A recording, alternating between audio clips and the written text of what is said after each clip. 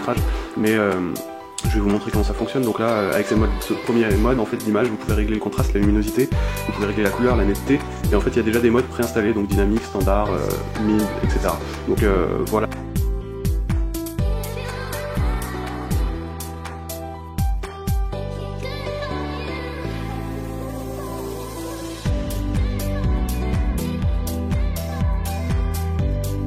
Vous pouvez régler le volume, donc auto ou arrêt, vous pouvez régler le surround, donc là c'est des effets, mais bon je dois vous avouer que c'est pas très probant vu le petit haut-parleur qui est à l'intérieur. Les équaliseurs, pardon, je vais un peu trop vite. Donc voilà, vous pouvez régler les bandes. Ensuite, donc vous réglez l'horloge, vous pouvez faire un réglage de marche-arrêt, une mise en marche directement et une programmation d'arrêt du projecteur et une mise en veille automatique. Donc ça c'est aussi sympa. Vous avez donc les réglages de langue, donc en français nous c'est Franet, merci pour la traduction. Vous pouvez restaurer les réglages, le blending bas, middle ou haut, donc là c'est plus pour l'image. Ensuite vous avez donc l'OSD duration qui vous permet de régler le minuteur en fait de l'affichage du menu en fait quand vous êtes en vidéo par exemple. Et ensuite la possibilité de faire une mise à jour logicielle par USB. Donc voilà. Et ensuite, donc si je reviens sur le projecteur en lui-même, je vais vous faire une petite démonstration de ce qu'il donne avec plusieurs formats vidéo et plusieurs tailles surtout. Donc si je vais sur les films, si je vais dans mon dossier que j'ai préparé, donc j'ai une vidéo en Ultra HD 4K pour vous montrer qu'il le lit bien, donc c'est bien fichier MKV.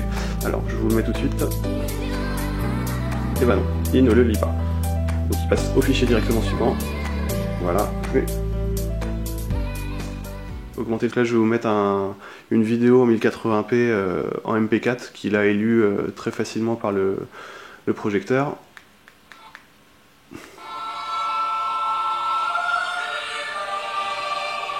Donc c'est presque du plein format. Comme vous le voyez, le son est plus ou moins fort.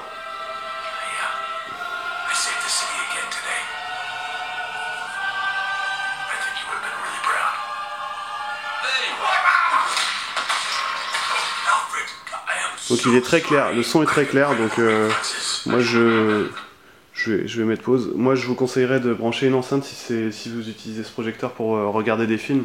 Après pour des présentations ou autres, ça peut être suffisant je dirais en milieu professionnel. Mais pour des films, je vais vous brancher une petite enceinte via le port audio.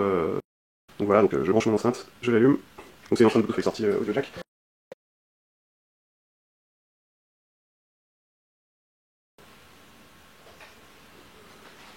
Vous allez voir que le son n'est pas du tout le même. To sneak up on him like that. Were you looking at the old family pictures again? No, I wasn't. Sir, I've seen you go through 2012 and 2008 and 2005 and 1997 and 1995 and 1999. Là, comme vous pouvez l'entendre, le son est bien meilleur. En fait, via une enceinte, vous pouvez vraiment, même si c'est une petite enceinte, avoir un effet cinéma très rapidement. No, I don't want to do that. Sir. No. Sir. No. Sir. No. Gosh, I hope we're recording that. Je vais brancher une source en HDMI. Donc vous allez voir que le branchement est assez simple et via la télécommande vous pouvez choisir la source directement. Donc comme vous le voyez en haut, vous avez TF card donc qui est la micro SD, l'USB pour une clé USB ou un disque dur USB. Donc à savoir que le projecteur peut lire des disques durs. Moi j'ai testé jusqu'à 500 Go auto-alimenté. Donc par contre il faut que le projecteur soit éteint pour pouvoir lire le disque dur. Enfin c'est-à-dire que pour pouvoir alimenter le disque dur, vous éteignez d'abord le projecteur, vous branchez votre disque dur et vous le rallumez. Et là vous pourrez lire votre disque dur sans problème. Donc j'ai testé du FAT32, du exFAT, du NTFS avec des fichiers de plusieurs gigas pardon, et j'ai vraiment rencontré aucun problème. Donc le port USB est plutôt puissant et le projecteur aussi il pourra alimenter votre disque dur sans problème. Et donc en HDMI je vais y passer tout de suite.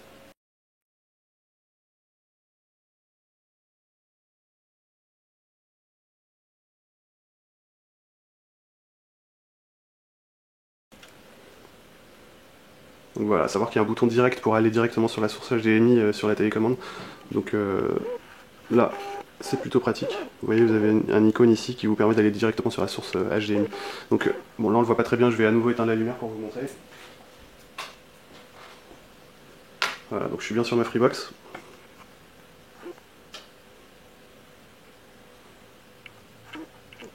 On va aller sur la télévision pour voir ce que ça donne. Je baisse un peu le son.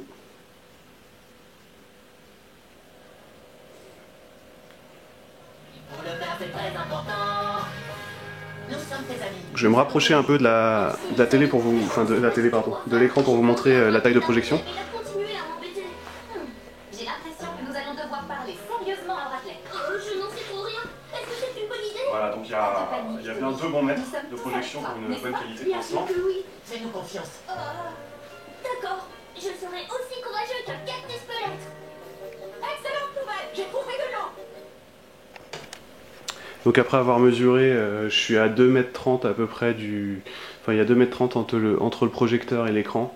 Et l'écran est d'environ 2,15 m, donc le ratio est plutôt bon. Donc ce que je vais faire, c'est que je vais vous montrer, je vais vous lancer un Blu-ray en fait que j'ai mis directement dans la Free pour vous montrer ce que ça donne. Donc toujours branché en audio jack avec une enceinte Bluetooth.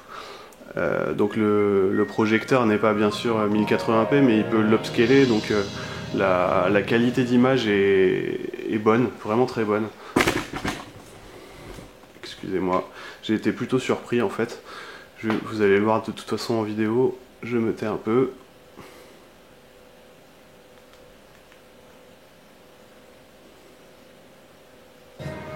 Digital ultraviolet. Que diriez-vous de pouvoir regarder tous vos films, partout où vous allez, sur tous vos écrans? Découvrez Digital ultraviolet, une nouvelle façon très simple de réunir vos films. Voilà, donc le film c'est Lego. Je vais vous mettre une petite démo. Allez hop, un chapitre, je choisis. Voilà. Je vous laisse apprécier.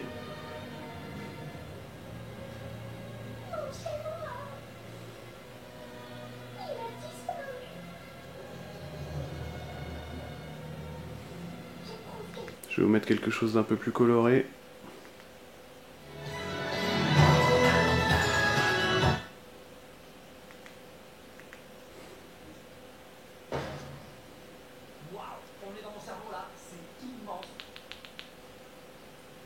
J'avance pour que vous voyez un peu la lumière.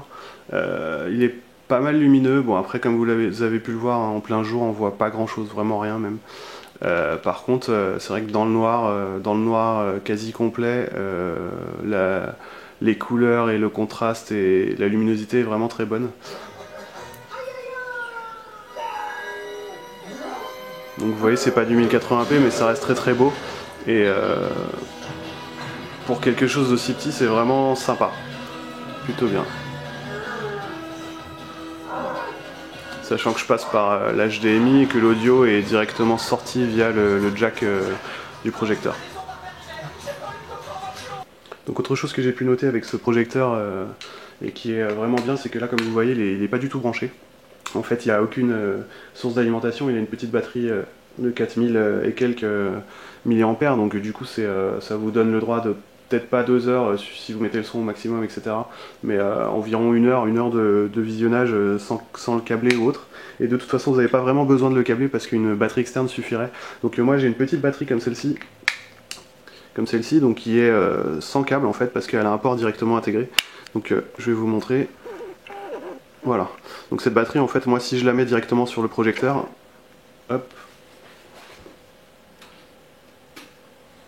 Voilà. Donc la batterie est branchée et ça permettra de recharger le projecteur pendant la diffusion et de pas forcément devoir brancher une batterie externe avec un câble dessus. Donc c'est une petite astuce que je vous donne. Donc je vais vous montrer autre chose qui est vraiment sympa comme astuce, c'est que vous pouvez aussi brancher un Chromecast, parce que comme il a un port HDMI d'entrée et un port USB, vous pouvez alimenter un Chromecast, ce qui est vraiment très très fort sympa pour regarder des vidéos YouTube, etc. Ça permettra de connecter directement votre picoprojecteur sans avoir forcément de connexion internet et d'utiliser la connexion de votre tablette ou de votre téléphone pour regarder des vidéos sur YouTube, Netflix, MyCanal, etc. Je vais vous montrer ça tout de suite. Voilà mon Chromecast qui est branché au projecteur, donc en USB et en HDMI. et je vais vous montrer ce que ça donne.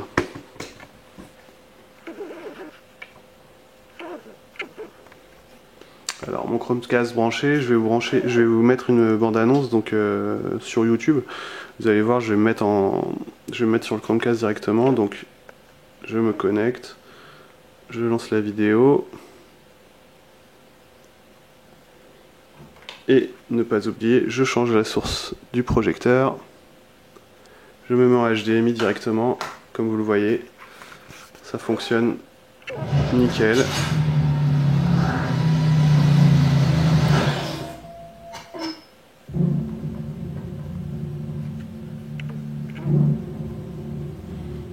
C'est plutôt propre. Ici le Major. Je suis sur place. Je gère tout avec mon téléphone. Le volume. J'y vais.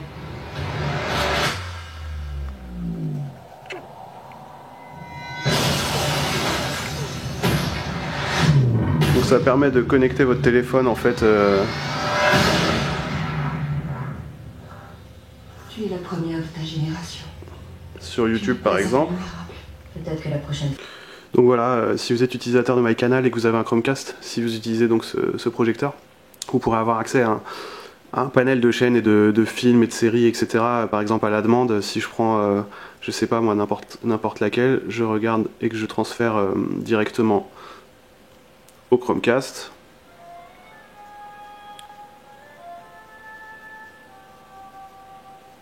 Voilà. Comme vous pouvez le voir, ça fonctionne.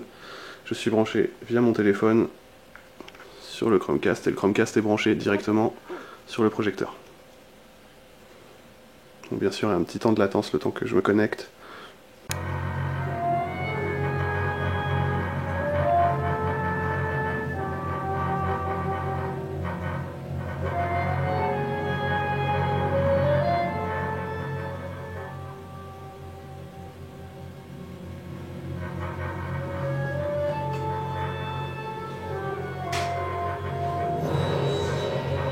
Donc voilà, ça c'est le Chromecast qui est branché sur le iCoDi G1. On a trouvé la traduction d'aucun de ces hiéroglyphes. C'est parce que tu te focalises sur la 4e dynastie. Et voilà. Alors que ces hiéroglyphes particuliers proviennent de variantes régionales de la 3e dynastie. Troisième? Au travers... Donc autre chose qui est pas mal avec ce projecteur, encore pour un milieu professionnel par exemple, c'est que vous pouvez diffuser directement ce que vous avez sur un iPad ou même un téléphone Android ou une tablette directement sur le projecteur sans fil, donc en utilisant l'AirPlay ou le Miracast ou autre. Donc là je vais vous faire une petite démo du Miracast avec mon téléphone. Donc hop, si je fais une recherche,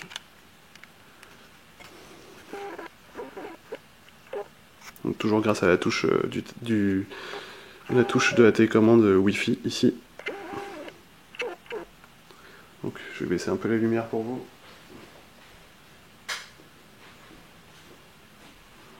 Alors voilà, bon ça apparaît un peu violet mais c'est bleu normalement.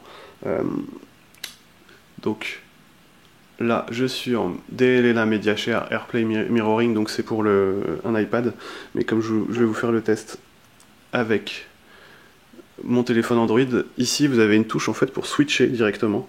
Vous pouvez avec la touche retour switcher de mode, donc entre le DLNA AirPlay et le Miracast. Et ensuite à vous de trouver à l'aide de votre téléphone donc le projecteur qui s'affiche ici, donc GM2, etc. Hop, en cliquant là,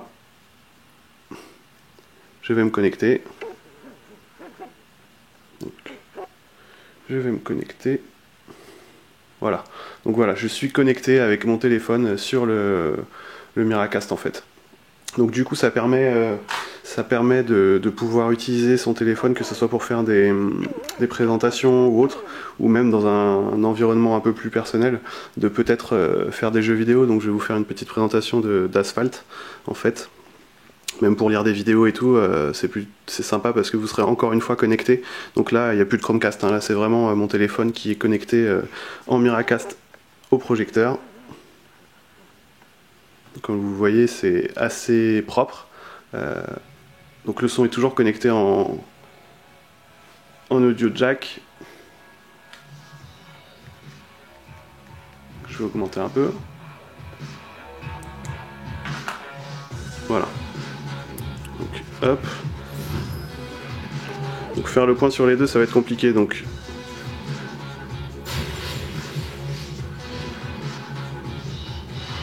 je vais vous montrer une course. On va prendre une course un peu plus lumineuse. Hop. Voilà. Comme vous pouvez le voir, ça vous permet d'avoir un écran beaucoup plus grand qu'une tablette ou un smartphone pour jouer. Donc entre amis, ça peut être sympa. Ou même pour vous tout seul, sachant que le projecteur peut projeter à une toute petite distance un écran. Donc voilà, je vais essayer de vous montrer comme ceci. Voilà.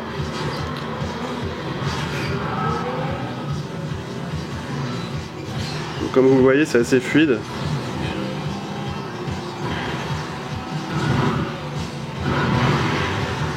Un accident. Donc le contraste est très bon.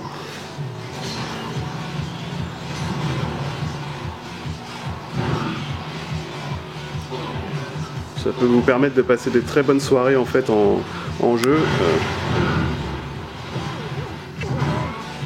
Donc voilà.